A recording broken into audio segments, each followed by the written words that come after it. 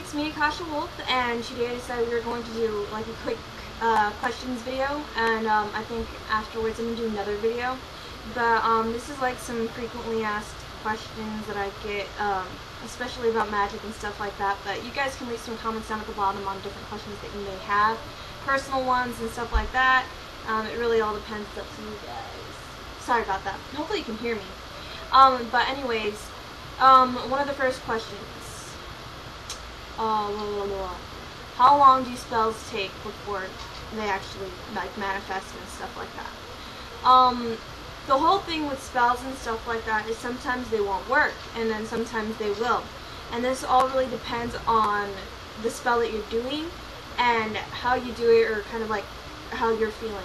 The whole thing is basically intent and belief, just like I'm always telling you guys constantly. And not only that, there's also like sometimes it's not just the right time. Like the universe just feels that you're not meant to have it right now. It's not that you've done something wrong, but that maybe it's not time yet. I'm so sorry, you guys. Who's that? Okay. So anyways, and not only that, spells usually take within a 6-month period. So if it doesn't happen within 6 months, it's not going to happen. So what you can do is redo the spell and like wait for another 6 months. And this all really does depend on what kind of spell you're doing. If you're doing like fire magic, water magic, earth magic, or air magic. Maybe that'll be the next thing I'll talk about. Yeah, I'll talk about speeds. But anyways, yeah, so it all depends on that. Another question I get is, I'm trying to think about this stuff off the top of my head because like I don't like writing stuff down for the most part. It all depends. It depends on like what I'm doing. But one of the questions I get is, why don't my spells work? And I've done a video on this before, so if you guys want that video, click right here. But another thing too is that basically sometimes it depends on the spell. Just again, like I said before. And sometimes you guys will ask for like $1 billion or like a large amount of money. And this, in some ways, it can be possible depending on like lottery, luck, gambling, and stuff like that, maybe in that way. But for you to magically get like $1 billion out of nowhere is not necessarily going to happen, because it all depends on what you need. It's more on what you need, not what you want. And sometimes we do get what we want, just like I always tell you guys. But we mainly need to receive what we need. And that money powder that I have actually like just recently posted, which was my last video, that spell, like, I mean, that powder has been working like a beast. Like, I made it one time for somebody and it worked for them like heckly good and like pretty fast. And then I actually made it, I made another load because someone else wanted it. It sounds weird. Anyways, because my grandmother wanted it.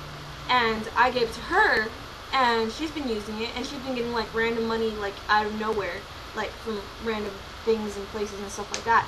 And it just, its own way of manifesting into your life. And this powder has actually been working like really, really good.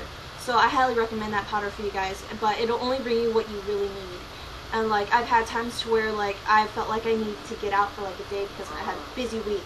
So like, that means that I needed to go to movies or something. And then I randomly ended up getting 20 bucks to go to the movies. So it was great. Another thing too is, can I sell my soul to the devil? I get this so many times, it's ridiculous. And I just don't understand why a person would necessarily want to sell their soul to the devil. But this really is a hard subject to cover because this all depends on your beliefs.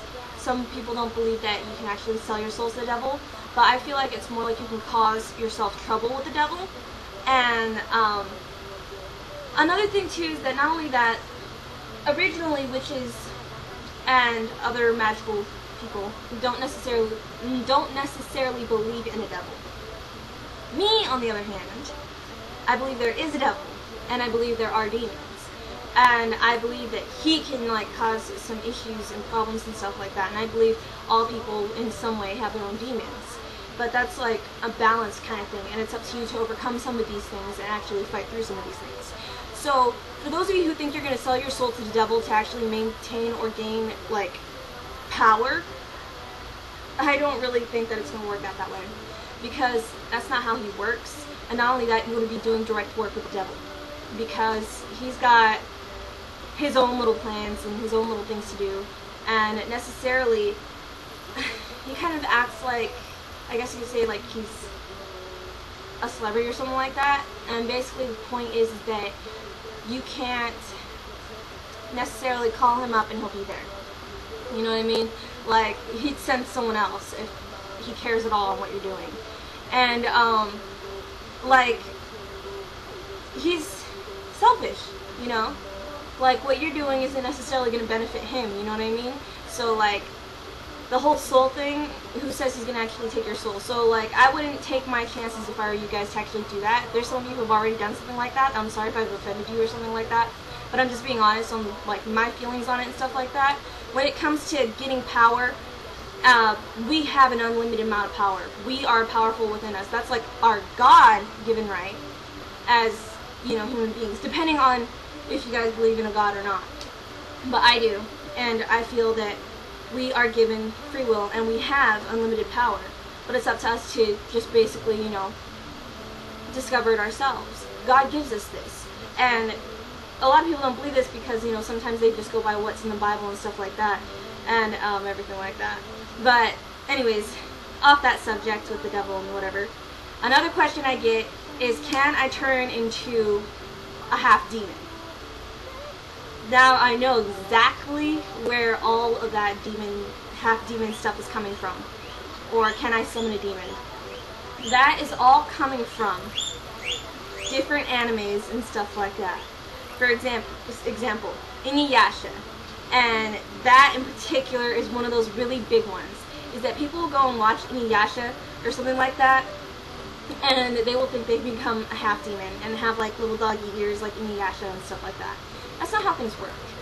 Okay, and another thing too is I've noticed that some people, another famous one is, who is it? Teen Titans, Raven. Her father is actually this one guy who's like a demon, and he's supposed to be like the incarnation of evil and stuff like that. So if you were to put that into definition, that would be the devil. And she's basically the daughter of the devil, and she has this like all awesome power and stuff like that. Okay, if you want to have awesome power, and if you want to be like Raven, you're not going to see your power the way you see it on cartoons and stuff like that. And this all depends if you can see energy as a gift, like that's your gift to see energies like that. But you're not going to have that power to where you can just be like Azeroth, Metru, and Zindos, and something's gonna like fly across the freaking room and stuff like that. Stuff like that happens, but it's not necessarily us, not unless you have like psychokinesis, and this is actually like something that is very common, which is really weird. For example, my mother went to go touch my altar, like she likes to, you know, just touch and take stuff, and I naturally just have something that protects my altar. Not something, but I do a protection over my altar. And this one time she was messing with my tarot cards when I wasn't in here, and then like a ring, like one of my rings got like thrown at her. Not like hardcore, but like they're like, hey, you know, type of thing. And other stuff like this bed down here was pulled out and up, and it's a very like stable bed to where it won't break down or anything like that. And she was sitting on there, and she was sitting in front of my altar like touching stuff, seeing what she's gonna touch. And she said she felt the bed getting ready to give out, like it was just gonna go poof. You know, it was kind of like she was getting a warning, you know, stay out. But yeah, stuff like that. But yes, when it comes to like becoming a half demon, you're not gonna become no half demon, you guys. Like, that is something that is like organized differently somewhere else when you're not going to be alive. That's how it is. A lot of you, there's some of you that truly believe you are half demon and stuff like that. You may have demons, but you're not half demon. And, yeah, so, yes. But yeah, you guys, don't go taking lives from animals or people just because you think you're going to obtain such a power and stuff like that, and because of certain things you see on TV. Because that's, like, the most, like, I don't know how to describe it. I don't have a word for, like, how redonkulous that is. There we go, redonkulous. It's redonkulous. But, yeah, like, sometimes I just don't understand how you guys can get like something like that in your head and think there won't be consequences for it. A lot of people do black magic because they actually, a lot of people do black magic for the most part because they believe that it's more power and stuff like that. When really it doesn't really work that way. Like, sure, things are going to happen faster, but the thing is that it's easy. And if it happens faster and if it's really easy, you're not really gaining any kind of power or, like, achieving something really. And not only that, you're going to have to pay a price. In a way, it's kind of like prostitution. Prostitution, you prostitute yourself out and you actually make a good amount of money. And there's consequences though. There's the possibility of getting like certain diseases and AIDS, and that possibility of someone actually like killing you, and like there's all kinds of dangerous stuff out there that could happen. And that's kind of how it is with black magic, is that basically you could do something and then it just backfire completely. There's like a price to pay, especially for those of you who like try to deal with the devil or his demons. They won't give you what you want right away, if anything, if they ever decide to give it to you. What you're just doing is opening a door for them to come in whenever they feel like, and all this other stuff. They're very patient, you guys. They're going to wait until you're at your weakest and lowest point, and that's when they just go for you. And then they're just going to start taking you apart layers by layers. They're very, very patient. They don't just go bam, you know. Some do, but that's probably because you have like, you're kind of low on energy or don't have the high guard and stuff like that. But yeah, I'm going to be talking about demons in a different video, you guys. But yeah, like, you just got to understand that kind of stuff. Because, like, especially if you get into doing, like, cleansings at other people's places or random exorcisms in other people's places, you can run into some really, like, dark things. But yes. Okay, another question. I get there's another question that I got, and it's really hard. Oh, are there any spells out there that, love spells out there that it won't backfire and stuff like that? Okay, when it comes to love spells, it all really depends on what you're actually doing, and it depends on your intent. And when it comes to love spells, you know, like, you guys require real love, right? When you do certain love spells. The thing is that sometimes it won't be real. Like, it's because you mess with a person's free will, and if you mess with a person's free will, then you're just going to get in trouble for it. And that's just the ugly truth about it. So when I do the videos for love spells and stuff like that, it's just because, you know, I'm teaching you something. But you know that for the most part I try to talk you out of it because, you know, you're messing with someone's free will, and I'd rather you don't. So this is what's going to happen, is that you could do something like that, and there's a possibility they actually do fall in love with you. There's a possibility that the spell will fade, and there's a possibility that karma is going to send someone you actually love your way and who loves you back. And then all of a sudden, right when you let go of that one person that you just put a spell on, and you go for that one person who loves you and you love them, for some karmatic reason, they're going to not love you anymore, they're going to go away. And then you're going to be without that person you cast a spell on. You're going to be by yourself, and you're going to feel like crap because of everything you've just been through.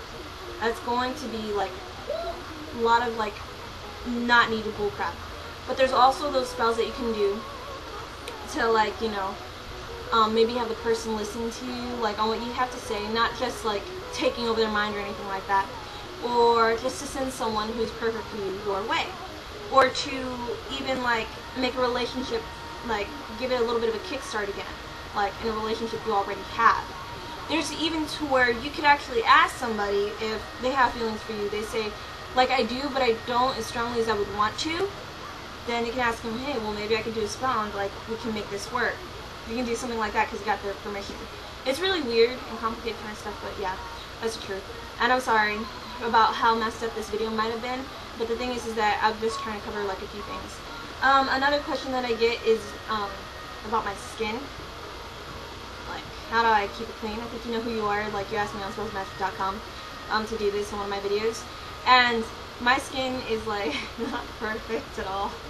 Like, if anything, I don't know if you can see these light little dark spots, and that's because sometimes I'll, like, pick and whatever at certain, like, little random acne. But there's, like, in my teenage years, I thought I was going to get really bad acne, but I didn't. Like, I was so clear.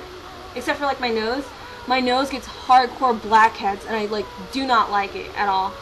And then sometimes you're maybe. But, like, yeah, I don't know if you guys can see it. Like, it's mainly in, like, the T-zone I get problems at. It's rare when it's, like, anywhere else. But all I really do is just wash my face, like, every morning and every night. And I rub, sometimes I'll do the oatmeal treatment. And it'll help my skin out a lot. Gives it, like, a nice glowy look and everything like that. I'm okay. And, what else do I do? Oh, I get one of those, like, little steamer things, you know, like, the ones for, like, when you're sick and whatever, and it clears out your sinuses. I get one of those for, like, my face, and it opens my pores, and then, like, oh my gosh, it gets, like, all the dirt out and stuff like that. I like to exfoliate and everything like that for, like, getting off the dead skin and everything like that, which I haven't done in, like, some time, which is kind of gross. I don't know how I'm telling you this, but yeah. I need to get, like, more of those, like, exfoliating sponges. Mine got, like, torn apart by my brothers and sisters. And, what else do I do? Ooh, I had these cool little sheets. They're like these sheets that take off, like, oil off your face and stuff like that. Like, what you don't want to do is touch your face, which I just did, and all this other stuff. But I've been wanting to do, I was thinking about starting another channel on, like, little random stuff that I do and whatever, because I do get questions about how to make your skin lighter. And that's, like, a frequently asked question that I get. It's how to make your skin lighter. And it's because, like, people will think they can, like, get a spell for it. I haven't tried one yet for that. Because, like, I don't know. I'm happy with my skin color. Like, I wouldn't care, like, what skin color I had. I'd be happy. Like, everyone, all skin colors are beautiful, you know?